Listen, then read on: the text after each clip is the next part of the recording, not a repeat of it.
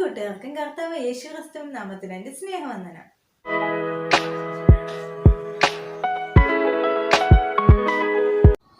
ഉൽപ്പത്തി പുസ്തകം 24-ാം അധ്യായത്തിൽ നിന്ന് ചോദിക്കാവുന്ന ചോദ്യങ്ങളും ഉത്തരങ്ങളും. ചോദ്യം 1.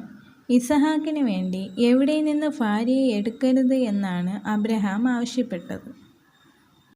ഉത്തരം ചുറ്റും പാർത്തിരുന്ന കനാന്യരുടെ കന്യകമാരിൽ നിന്ന്. അടുത്ത ചോദ്യം, റിബേക്കയുടെ ജന്മദേശം എവിടെ?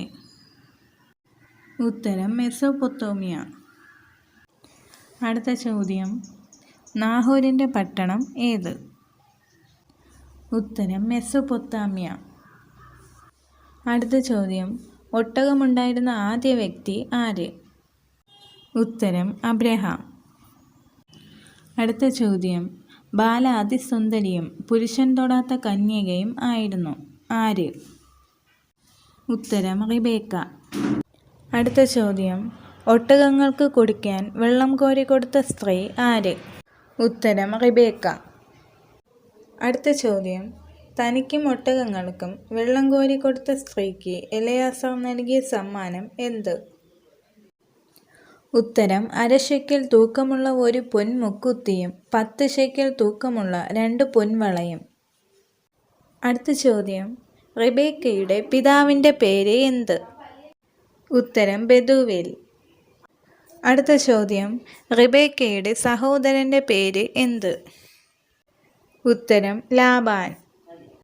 അടുത്ത ചോദ്യം, എലെയാസാർ വന്നതിന് ശേഷം എത്ര ദിവസം റിബേക്ക സ്വന്തം വീട്ടിൽ താമസിക്കുവാനാണ് ലാബാൻ നിർദ്ദേശിച്ചത്? ഉത്തരം 10 ദിവസം.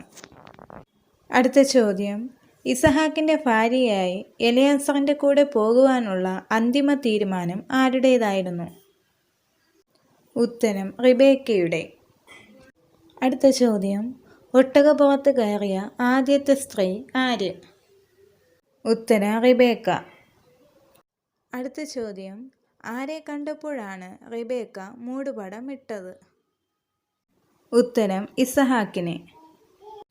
അടുത്ത ചോദ്യം, ഏത് കൂടാരത്തിലേക്കാണ് റിബേക്കയെ ആദ്യമായി ഇസഹാക്ക് കൊണ്ടുപോയത്? ഉത്തരം സാറയുടെ കൂടാരത്തിൽ. ഇവിടെ ചോദിച്ച എല്ലാ ചോദ്യങ്ങൾക്കും അതിൻ്റെ റെഫറൻസും കൂടെ ഉൾപ്പെടുത്തിയിട്ടുണ്ട്. സംശയമുള്ളവർക്ക് അത് നോക്കി റെഫർ ചെയ്യാവുന്നതാണ്. അടുത്ത് നമുക്ക് 25-ാം അധ്യായത്തിലെ ചോദ്യോത്തരങ്ങളുമായി പിന്നെയും കാണാം. ദൈവം നിങ്ങളെ എല്ലാവരെയും ധാരാളമായി അനുഗ്രഹിക്കട്ടെ. ആമേൻ.